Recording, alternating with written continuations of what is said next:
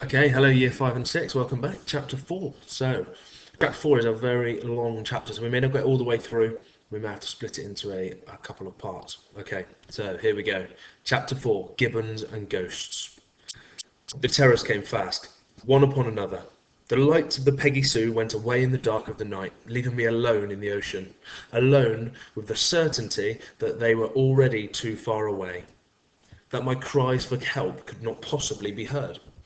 I thought then of sharks cruising around the black water beneath me, scenting me, already searching me out, homing in on me.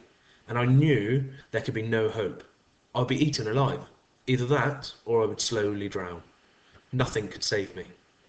I trod water, frantically searching the impenetrable darkness about me for something, anything to swim towards. There was nothing. Then, a sudden glimpse of white in the sea, the breaking of a wave perhaps. But there were no waves. Stella! It had to be! I was so thankful, so relieved not to be all alone. I called out and swam towards her. She would keep bobbing away from me, vanishing, reappearing, then vanishing again. She had seemed so near, but it took several minutes of hard swimming before I came close enough to reach out and touch her. Only then did I realise my mistake. Stella's head was mostly black. This was white. It was my football. I grabbed it and clung on, feeling the unexpected and wonderful buoyancy of it. I held on, treading water and calling for Stella. There was no answer. I called and I called, but every time I opened my mouth now, seawater rushed in. I had to give her up. I had to save myself if I could. There was little point in wasting energy by trying to swim. After all, I had nowhere to swim to. Instead, I would simply float. I would cling to my football, tread water gently, and wait for the Peggy Sue to come back. Sooner or later, they had to discover I was overboard. Sooner or later, they would come looking for me.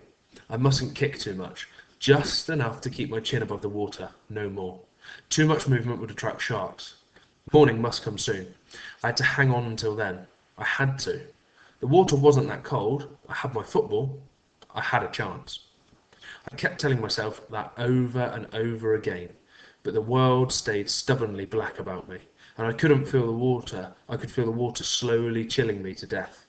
I tried singing to stop myself from shivering, to take my mind off the sharks. I sang every song I could remember, but after a while I'd forget the words. Always I came back to the only song I was sure I could finish, 10 Green Bottles. I sang it loud again and again. It reassured me to hear the sound of my own voice. It made me feel less alone in the sea, and always I looked for the grey glint of dawn, but it would not come, and it would not come. Eventually I fell silent, and my legs would just not kick anymore. I clung to my football, my head drifting into sleep. I knew I mustn't, but I couldn't help myself. My hands kept slipping off the ball. I was fast losing the last of my strength. I would go down, down to the bottom of the sea and lie in my grave amongst the seaweed and the sailors' bones and the shipwrecks. The strange thing was that I didn't really mind. I didn't care, not anymore. I floated away into sleep, into my dreams. And in my dream I saw a boat gliding towards me, silent over the sea. The Peggy Sue. Dear, dear Peggy Sue. They had come back for me. I knew they would. Strong arms grabbed me. I was hauled upwards and out of the water. I lay there on the deck, gasping for air like a landed fish. Someone was bending over me, shaking me, talking to me. I could not understand a word that was being said, but it didn't matter. I felt Stella's hot breath on my face, her tongue licking my ear. She was safe. I was safe. All was well. I was woken by the howling, like the howling of the gale through the masts. I looked about me. There were no masts above me. There were no sails. No movement under me either. No breath of wind. Stella Artois was barking, but some way off. I was not on a boat at all, but lying stretched out on sand. The howling became screaming, a fearful crescendo of screeching that died away in its own echoes. I sat up. I was on a beach. A broad white sweep of sand, with trees growing thick and lush behind me, right down the beach. Then I saw Stella, prancing about in the shadows. I called her and she came bounding up out of the sea to greet me, her tail circling wildly. When all the leaping and licking and hugging were done, I struggled to my feet. I was weak all over. I looked all about me. The wide blue sea was empty, and the cloudless sky above. No Peggy Sue. No boat. Nothing. No one. I called again and again for my mother and my father. I called until the tears came and I could call no more, until I knew there was no point. I stood there for some time trying to work out how I had got here, how it was that I'd survived. I had such confused memories of being picked up, being on board the Peggy Sue, but I knew now I couldn't have been. I must have dreamed it. Dreamed the whole thing. I must have clung onto my football and kept myself afloat until I was washed up. I thought of my football then, but it was nowhere to be seen. Stella, of course, was unconcerned about all the whys and wherefores. She kept bringing me sticks to throw, and would go galloping after them into the sea without a care in the world. Then came the howling again from the trees, and the hackles went up on Stella's neck. She charged up the beach, barking and barking, until she was sure she had silenced the last of the echoes. It was a musical, plaintive howling this time, not at all menacing. I thought I recognised it. I had heard howling like this once before on a visit to London Zoo. Gibbons. Funky gibbons, my father had called them. I still don't know why to this day, but I loved the sound of the word funky. Perhaps that was why I remembered what they were. It's only gibbons, I told Stella. Just funky gibbons. They won't hurt us. But I couldn't be all sure I was right.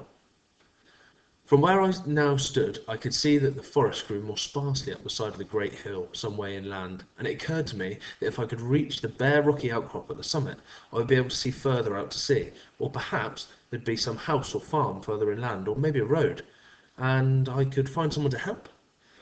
But if I left the beach and they came back looking for me, what then? I decided I'd have to take a chance. I set off at a run. Stella Artois at my heels, and soon found myself in the cooling shade of the forest. I discovered a narrow track going uphill in the right direction, I thought, so I followed it, only slowing to a walk when the hill became too steep. The forest was alive with creatures. Birds cackled and screeched high above me, and always the howling wailed and wafted through the trees, but more distantly now. So, year five says, what do you think's happened? How has he arrived here? What do you think's going to happen? Where is he? Any of those ideas you might have, make a note, send them in on Class Dojo. It wasn't the sound of the forest that bothered me though, it was the eyes. I felt as if I was being watched by 1,000 inquisitive eyes. I think Stella did too, for she had been strangely quiet ever since we entered the forest, constantly glancing up at me for reassurance and comfort. I did my best to give it, but she could sense that I, too, was frightened. What had seemed to be at first to be a short hike now felt more like a great expedition into the interior. We emerged exhausted from the trees, clambered laboriously up a rocky scree, and stood at long last on the peak. The sun was blazing down. I had not really felt the burning heat of it until then. I scanned the horizon. If there was a sail somewhere out there in the haze, I could not see it. And then it came to me that even if I were to see a sail, what could I do? I couldn't light a fire, I had no matches. I knew about cavemen rubbing sticks together, but I'd never tried it. I looked all around me now. Sea, sea, sea. Nothing but sea on all sides. I was on an island. I was alone. The island looked perhaps 2 or 3 miles in length, no more. It was shaped a bit like an elongated peanut, and longer at one end than the other. There was a long swathe of brilliant white beach on both sides of the island, and at the far end another hill. The slopes steeper and more thickly wooded, but not so high as mine.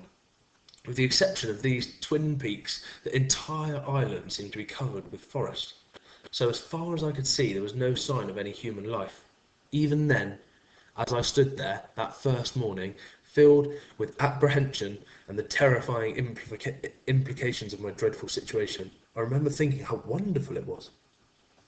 A green jewel of an island framed in white, the sea all about it in silken shimmering blue. Strangely, perhaps comforted somehow by the extraordinary beauty of the place, I was not at all downhearted. On the contrary, I felt strangely elated. I was alive. Stella Artois was alive. We had survived. Okay, so we'll leave it there. We're about halfway through chapter 4. So, little prediction. What do you think might happen?